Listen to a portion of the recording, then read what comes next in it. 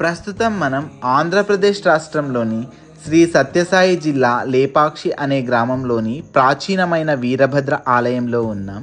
లేపాక్షి దక్షిణ భారత సువర్ణయుగంగా భావించే విజయనగర రాజుల కాలంలోని 16వ శతాబ్దంలో నిర్మించిన సుందర దేవాలయాల్లో లేపాక్షి కూడా ఒకటి.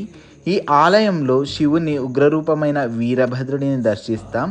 అలాగే ప్రపంచంలో మరెక్కడా కనబడని వేలాడే స్తంభం ఈ ఆలయంలో విశేషంగా ఆకట్టుకుంటుంది. ఈ ఆలయం వెనుక భాగాన ప్రపంచంలోనే అతిపెద్దదైన నాగలింగం ఉంది.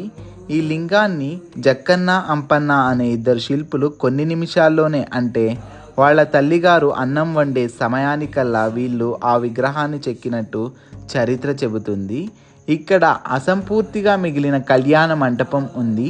దీనికి కారణం ఈ రక్తపు మరకలే.